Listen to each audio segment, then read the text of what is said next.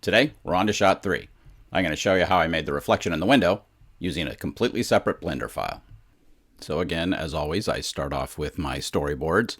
If you look here, it looks like the girl is kind of looking out the side window of the car. Well, in the final shot, I wound up changing that, so let's jump right into it. So as you can see here, I decided to make the shot looking down into the car as opposed to from the side of the car, but I got my trees in the reflection, and then I also have the reflection of sort of a sign of the University of Texas. Let's take a look. So here we go. We see her looking out the window, leaning forward. The dad's driving. We don't see the dad's face. That's on purpose. And then you can kind of see a reflection in the window of the University of Texas's sort of archway into the campus. I have no idea if that's how it was, but that's how I wanted to show another thing about her being in Texas.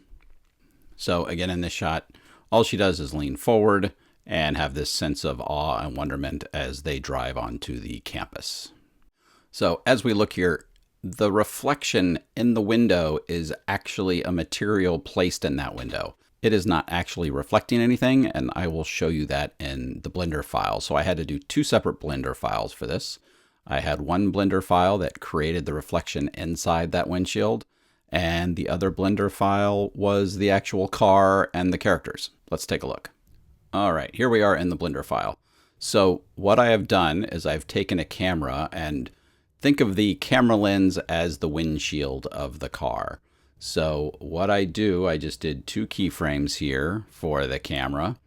It just moves straight down the road and underneath that sign. Now, if I go backwards, if you look over at this as we go through, you can see I have the trees and the sign, and it just goes straight on underneath all of that.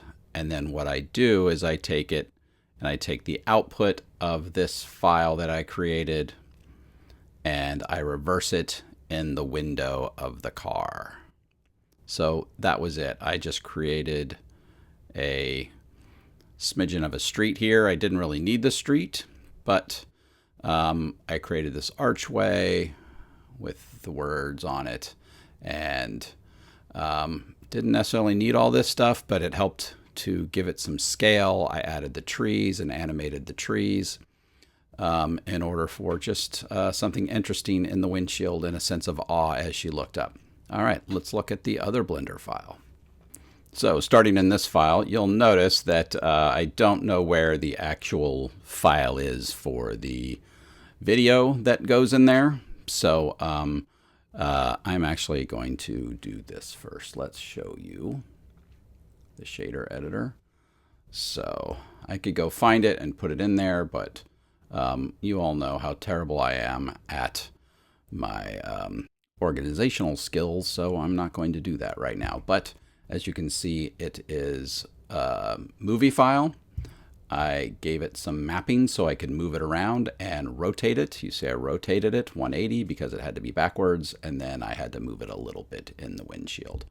I also have a transparent BSDF on there and a mix to get the right amount of mix of seeing the video that I created, that's the reflection, and seeing through into the car for the characters.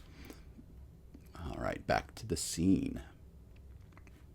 So first thing I'm going to do is hide that so we can see in there. So now we can see into the car. So the first thing you might be asking yourself is, if you saw the first tutorial, you'll notice that I told you I could not attach characters and their rigs to a moving object.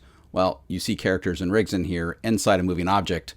Well, the trick I did was, look over here, the car and the characters aren't moving, the road is moving. So the car stays the same, I just move the road. So you'll look here, I have two keyframes for the road, and the car stays stationary and the road moves underneath. So that was the trick I did in order to be able to animate these characters, or one character. The dad moves a little bit, his hands move on the steering wheel.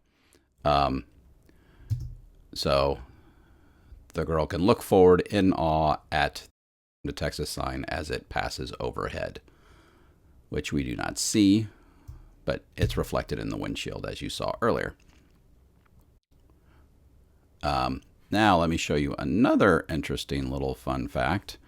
I did not want to see the dad's face here because it's all about the girl and her looking at looking at the sign as she drives in. So I had to get the dad's face out of the way. So I just cocked his head back. He actually doesn't fit correctly in these seats. If you look here, I just made it look like it worked for the angle I had. So he is poorly positioned. His head, his neck is broken. If I straightened out his head, it would probably stick through the roof of the car. So there you have it. I broke the dad's neck in order to get it out of the way. And the young girl looks out of the window up into the sign. So that is how I animated the car or the road. So it looked like the car is moving and nobody is any the wiser. So there we go.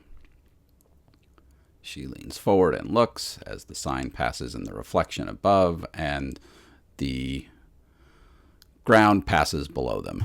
So as you can see here, I have some motion blur in order to make the road look better, and I have some depth of field going on with the camera so I don't see the road clearly anyway. This empty right here, if I can click on it, come on, nope, I'll get there. That empty is what is controlling the depth of field. So the depth of field is focused on her face. So that is how I made this shot with the car driving under a sign and the reflection in the windshield. Tomorrow, we're on to shot 4. I'll see you then.